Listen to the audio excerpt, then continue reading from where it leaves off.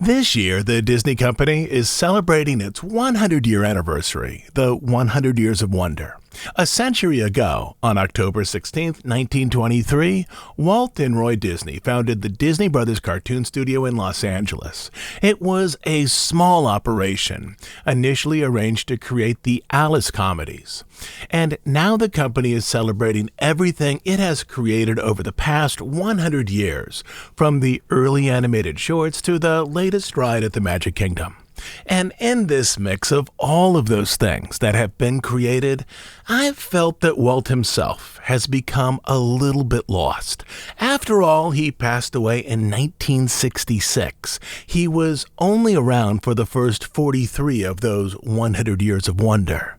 But here on our podcast, I've been trying to put a little bit more Walt back into the celebration. Earlier this year, I went through every public interview that Walt gave concerning his work at the studio and at Disneyland, and I pulled out key quotes. That is, every public interview that I had on my hard drive. There's still a few radio interviews that over the decades I haven't been able to track down.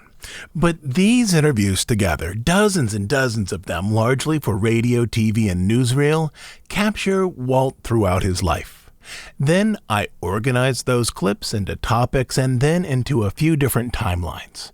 Earlier this year, I put out an episode that explored Walt's early efforts with animation in Kansas City, then his slightly later efforts in Los Angeles up through his first sound cartoon, which was Steamboat Willie in 1928. And today we're going to let Walt tell a little bit more of his story, focused on how the shorts expanded in the early 1930s. For me, I've had some interesting takeaways from this project. For example, Walt clearly separated his family life from his professional life. Even when interviewers asked about his wife or his daughters, Walt only gave short answers before refocusing the subject again on his studio. Likewise, Walt rarely discussed his struggles unless that story led somewhat directly to a situation where he overcame that struggle and found success. Lastly, in ways, Walt was a producer who expanded the realm of American animation, but part of him remained a boy in a state of wonder at all of those things that appeared on the big screen. Once his cartoons found success, he was happy to pull back that magical curtain to explain how all of these wonders were created. That is, he assumed that the audience watching his pictures was a lot like him, people who wanted not only to enjoy the story, but also to know how these moving drawings were made. Today on the podcast, we'll continue the story of Walt after that initial success of a talking Mickey Mouse cartoon, which is where we left off last time, and we'll explore how this triumph changed his studio.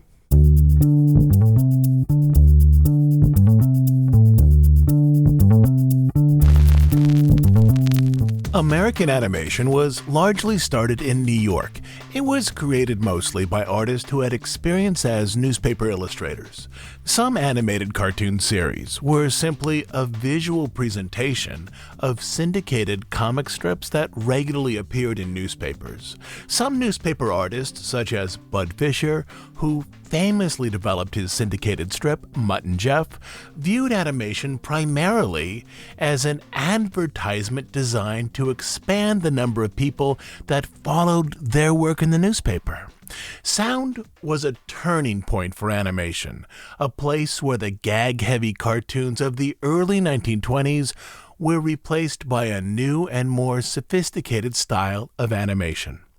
For Walt, the invention of synchronized sound allowed cartoons to function as choreographed musicals, unlike animation today, in which sound is largely about projecting the personality of a character through voice or song. Disney's early efforts with sound presented an animated world where drawings moved to the musical beat. In Steamboat Willie, not only does Mickey tap his foot and shift his hips in time to the music, he spins the pilot's wheel, falls into a bucket of water, and bangs on a trash can, all in time to the music. Various animals become musical instruments: a cat, a goose, a cow, a goat, and a line of baby pigs. Even physical objects respond to the music in this new animated world. The ship's whistles, its smokestacks, and its two-side paddle wheels all move at times to the beat of the music.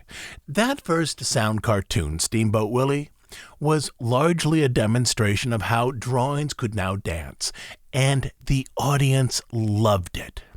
This pattern was repeated in many of the early Mickey Mouse shorts.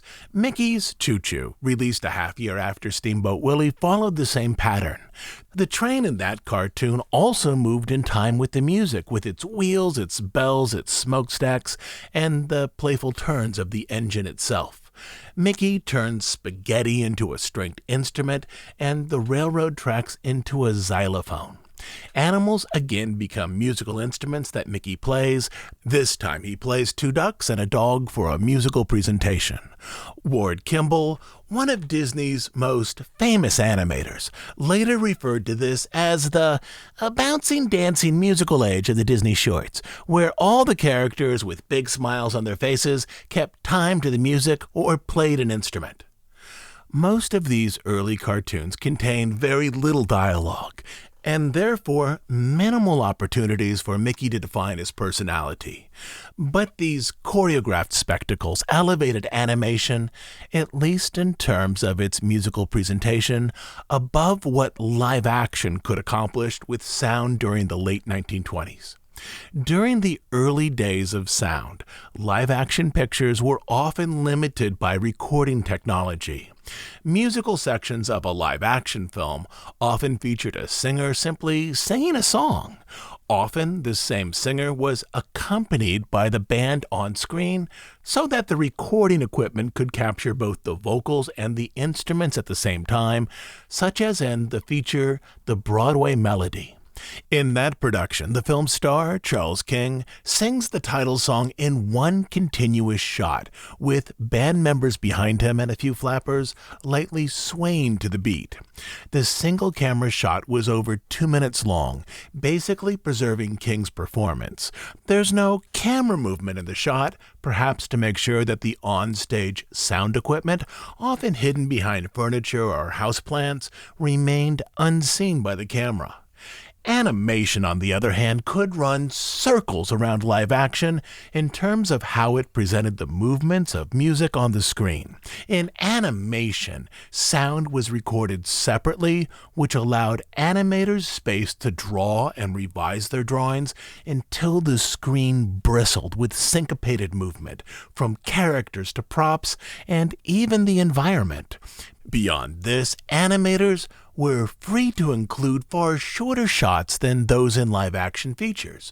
Whereas The Broadway Melody includes multi-minute shots to capture songs in a single take, many shots in Mickey's Choo Choo, even during musical sequences, are just 5 or 10 seconds long, allowing for far greater visual variety to appear on screen.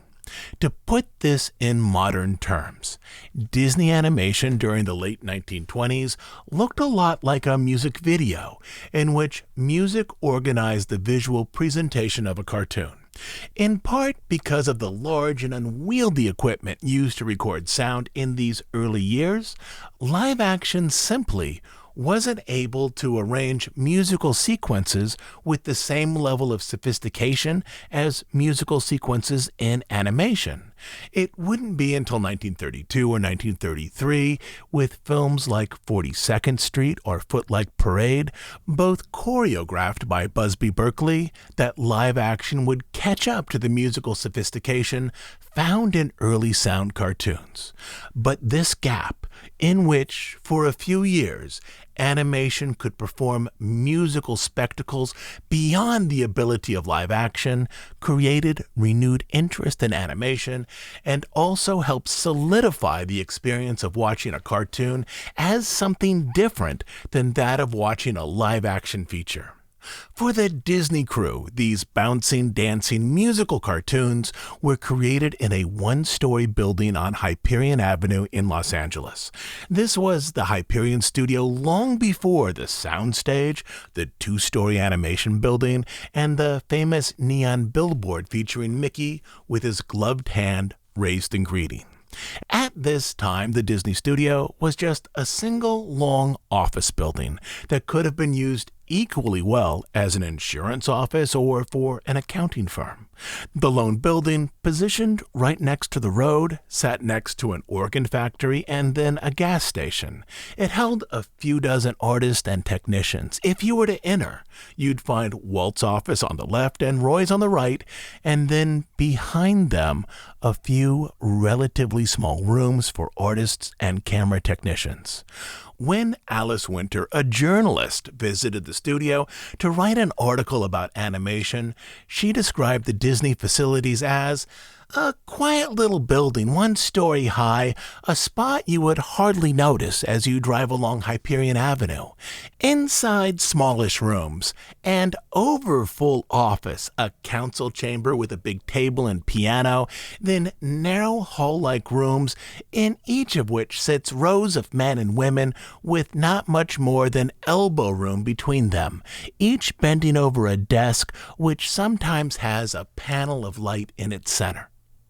From these tight accommodations, the Disney brothers and their artists produced the first 30 Mickey Mouse cartoons and the first 20 Silly Symphonies, a remarkable feat considering the size of the overall operation.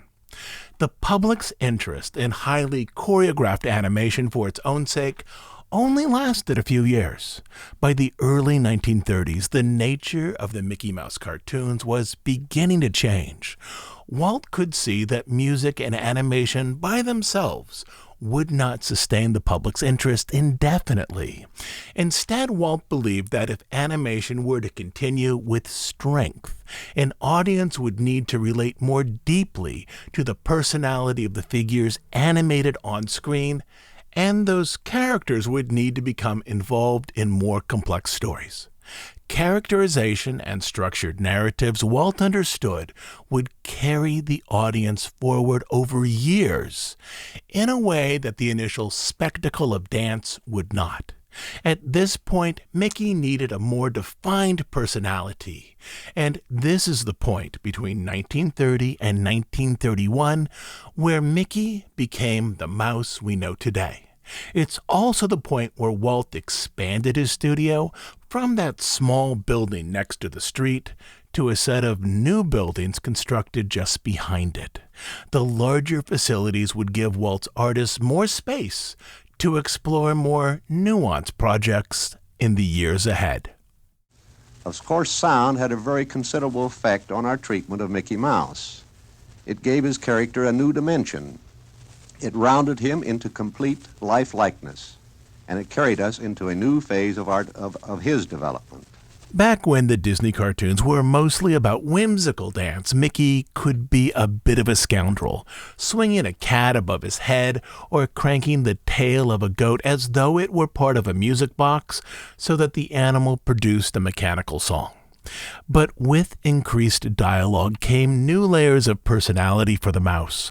Walt, who voiced the mouse, now imbued Mickey with a gentleness, a sympathy for others, and great optimism that he would overcome the challenges before him. This is the Mickey that most fans remember, the kind-hearted mouse, rather than the musical rogue of those early adventures. Mickey's personality was changed, or maybe you can look at it this way, he simply grew up. A good example of his new personality, stuffed inside the familiar form of the black and white mouse, is from the 1931 cartoon Mickey's Orphans, which was Disney's Christmas offering for that year. Here's the story. During a snowstorm, a mysterious figure leaves a basket next to Mickey's front door for Mickey and Minnie to find. The cartoon does start out with music, with Minnie playing Silent Night on an organ, and also Mickey plinking out a few notes from that song on glass ornaments hanging on a Christmas tree. But from there, Once Minnie and Mickey discover the package, the cartoon shifts to a story-centered production and also includes more dialogue than was in previous films. The orphans, as it turns out, are kittens, dozens and dozens of them, who quickly overrun the house. Instead of becoming frustrated, Mickey and Minnie care for the kittens, even though these kittens slowly demolish the house along with all of the Christmas decorations. But in this, Mickey's personality was being solidified as a compassionate and patient character, one to whom an audience could easily relate. He was the first cartoon character to stress personality and to be constantly kept in character. I thought of him from the first as a distinct individual, not just a cartoon type or symbol going through comedy routines. I kept him away from stock symbols and situations. We exposed him in close-ups. Instead of speeding the cartoons, as was then the fashion, we were not afraid to slow down the tempo and let Mickey emote. We allowed audiences to get acquainted with him, to recognize him as a personage, motivated by character instead of situations. Moving forward, humor in the Mickey Mouse cartoons came from his personality rather than from stock gags. Early American animation, including some cartoons produced by Disney, were largely gag-driven. A typical gag might involve a banana peel left on the ground. It didn't matter which character slipped on it, so long as the fall, as it was animated, was funny. But starting in the early 1930s, at least at the Disney studio, humor was more deeply tied to personality.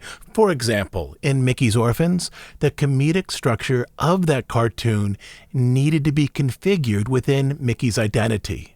The story essentially asks, how would Mickey, who had recently been redefined as a kind character, a character who no longer looked at stray animals as possible musical instruments, now manage dozens of kittens overrunning his house during a snowstorm?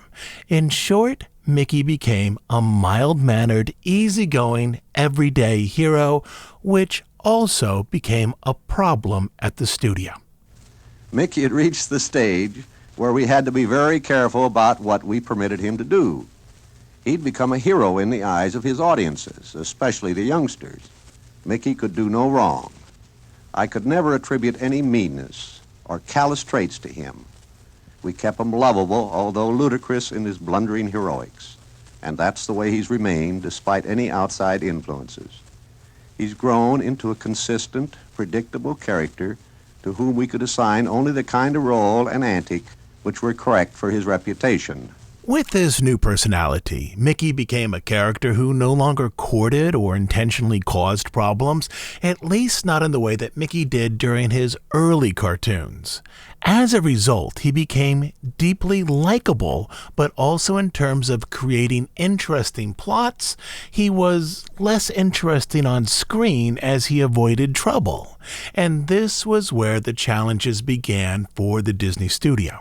Now that Mickey had his permanent personality, Walt understood that Mickey, as a lead character by himself, could no longer carry the majority of Disney shorts. The studio needed other characters around whom chaos would gather. Perhaps a self-centered character, perhaps one prone to anger, and another who is confused by the world around him. The early experiments to expand out the line of lead characters and of the personality types included in the Disney shorts started small but quickly expanded. The first meaningful example actually started during the tail end of that musical period, but then developed from there. Pluto, we were doing a short with Mickey Mouse, I think it's called The Chain Gang, where he escaped from prison and they sent the hounds after him. And one of these hounds, we were fooling around with this hound that was on the trail of this runaway mouse. And out of that came this funny hound character. And from there on, we said, well, we can use him. And before we knew it, we had him in as Mickey's pal, and we had changed him a little bit from the hound, but that's how it started. Like Walt just explained, In the Chain Gang, the dog character wasn't yet Pluto. He was just a stock hound dog that was used in a few scenes to track Mickey down. The Chain Gang mostly follows the mode of musical Mickey cartoons, with Mickey in a striped prisoner's outfit, marching and pounding rocks in time with the music.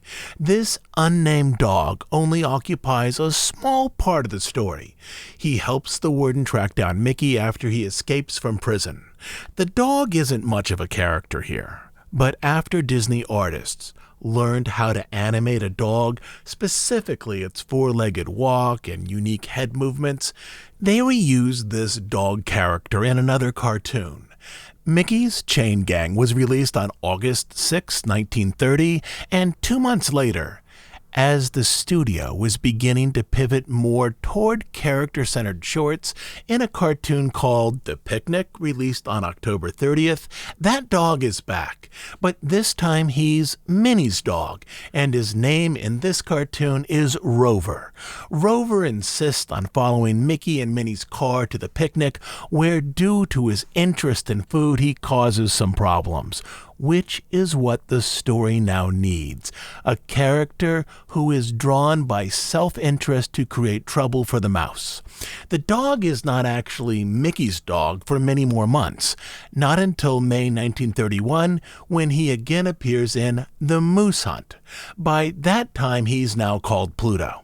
And his personality is beginning to form. Pluto is easily distracted, he's overly protective and overly curious. He's easily swayed by food, and he's very attached to Mickey. That is, he has some qualities that present him as a sympathetic character, yet other qualities, such as his overprotective nature and how easily he's swayed by food, that court a certain amount of trouble. Pluto helped Disney expand the behavioral range of its characters as animated shifted from musical-centered animation to personality-centered films, but still there was a ways to go. The biggest addition to the Disney stable of characters from this period would be the irascible Donald Duck. Pluto as a character was developed through drawings, but the creation of Donald was largely centered on a voice around which animators made those drawings. It was a voice that he first heard on radio, a voice that belonged to Clarence Nash. The setup for the story goes like this. In the early 1930s, Clarence Nash lived in San Francisco with his wife. During the day, he worked for a postal telegraph company. During the evenings, he entertained as a musician and a vocal comedian in vaudeville theaters. But as the Depression settled in, he first lost his day job, then saw his vaudeville bookings dry up. By this time, his wife was pregnant. He heard that there were more opportunities for someone with vocal talent in Los Angeles, so he looked for the least expensive way to travel south, which turned out to be passage on a freighter ship that brought him from San Francisco down to San Pedro. Once in Los Angeles, he stayed with his brother-in-law while he looked for work on radio programs, playing mandolin or doing unusual voices, including very precise bird calls and a highly stylized voice of a duck. He found work on a radio show called The Merrymakers. He also did voice work for commercials, and from the radio, he was booked to entertain the Dairymen's Association at one of their regular lunch meetings at the Flint Ridge Country Club. After that event, he was hired to be a spokesperson on the radio and in person for a local dairy, Ador Milk Company, a business that was becoming one of the largest dairy operations in the country. Around Los Angeles, Nash drove a milk wagon pulled by miniature horses. He performed for groups of kids, often at schools, and gave out little trinkets marked with the Ador label. His shows explained about the lives of wildlife. He imitated birds with a teeth whistle and various puckering sounds, including sounds for baby chickens and baby ducks. It was a way of providing educational entertainment for kids and also slyly advertising for that dairy. Beyond the schools, in the evenings, he entertained as a representative of the Ador label. though these performances were focused more on humor than on education. He continued with Ador, but after a couple of years, he missed working for the radio. Friends, too, noticed that he wasn't on the air anymore. So he asked if he could return to the Merrymakers, that first show he had recorded for in Los Angeles. While he was on the Merrymakers, performing live, a group working late at night at the Disney studio over on Hyperion Avenue in the Silver Lake district turned on a radio and just happened to hear his performance. After a few minutes, someone turned off that radio, but Walt, who was there, intrigued by the voice, said, "Let's hear the rest of that." Then, on the show, Clarence Nash continued to do his bird impressions, whistling out the songs of various wild birds, but then, at the end of his performance, he arranged his voice into the thin sound of a duck, a female duck who in halting syllables could speak or barely speak. It was a complete change in his routine, as the first half was focused on the realistic imitation of wildlife, and this last element contemplated how a duck would sound if it could speak. In a slow, deliberate voice, Nash recited the children's nursery rhyme, "Mary Had a Little Lamb," as though this imaginary duck was just learning to read. And here, let me shift this over to Walt, who will continue with the story. Well, Donald came about 4 or 5 years after Mickey Mouse, and I heard the voice on the radio. It was almost an amateur program, and this boy was imitating animals and things and birds, and he had this little gag that he ended his act with about the little duck. He had a girl duck, reciting "Mary Had a Little Lamb," and it was that odd voice, and I immediately got in touch with the radio station. They didn't even know who he was. He'd gone. I've traced him down and found he was working for a dairy, and he was doing little lectures in the schools on bird life, wearing the uniform of this dairy, advertising the milk. It was an indirect way of getting their advertising. And he'd move to his classrooms and tell them about the birds and how the meadowlark could sound and all of that. So he wasn't making much money, and I said, well, I can pay you a little more than they're paying if you want to come over here, and we'll find out what we can do with that voice. So he was here on the payroll for about a year before the thing that kept throwing me all the time was a girl duck. And finally, I said, well, it don't have to be a girl. It can be a boy duck, you know? Mm. So we ended up with Donald. But just as with the development of Pluto, where the first appearance of the dog wasn't the Pluto that we know and love today, the first appearance of the duck wasn't exactly Donald. It would be a process for the duck character, voiced by Nash, to evolve into Donald. Donald Duck came from this voice. Then we tried to find a character. Then I had a little subject coming where I used a duck, and it was Donald, and from there on he blossomed out. And Walt was aware what the studio needed. The studio needed a character prone to jealousy and anger, all those chaotic emotions that Mickey could no longer express.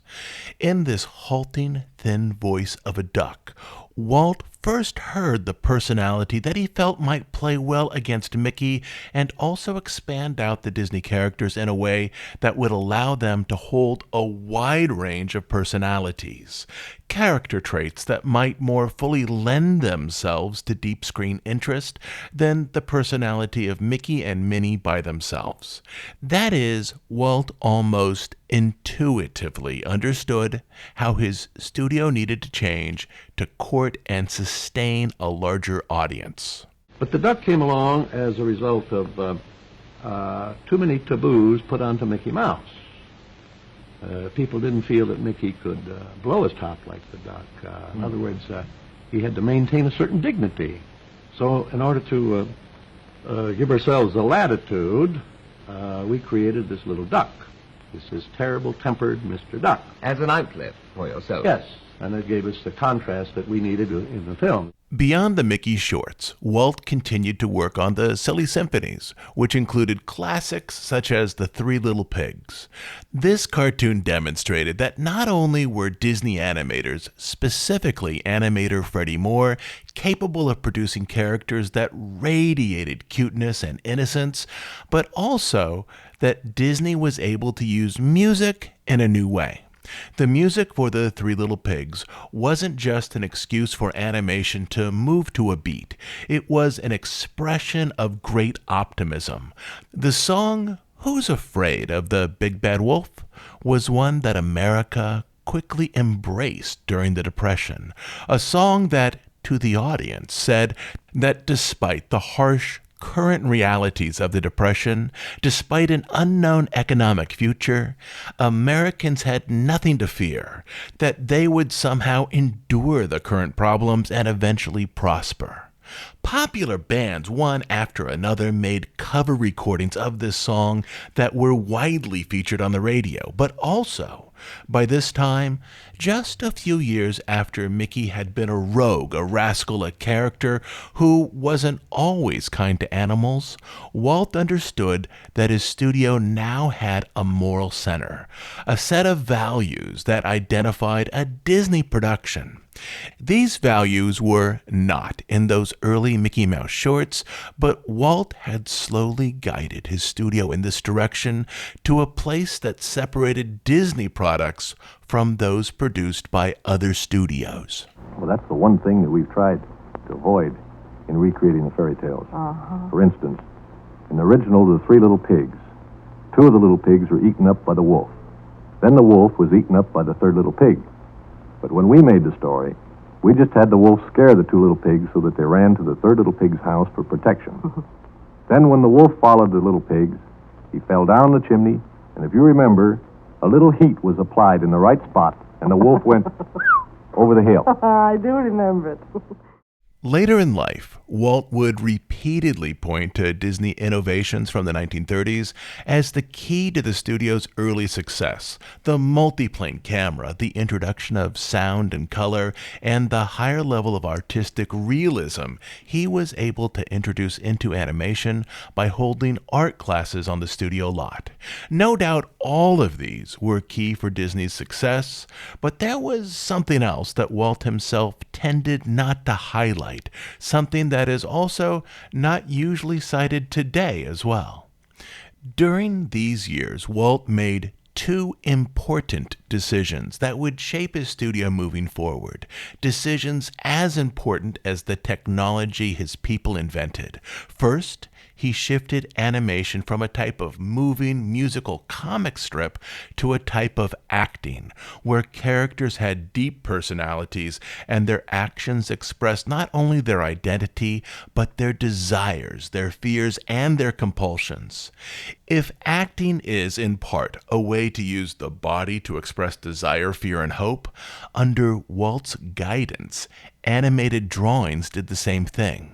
Hand-drawn characters used gestures and expressions unified in such a way to express their personality. An audience might be entertained in the moment by an animated character slipping on a banana peel so long as the fall was inventive and surprising. An audience might also be captured in the moment by drawings that moved in inventive ways to a musical beat. But characters that they could relate to, figures up on the screen that they found engaging and sympathetic, were something that the audience could take with them from the theater and think about more once they were home.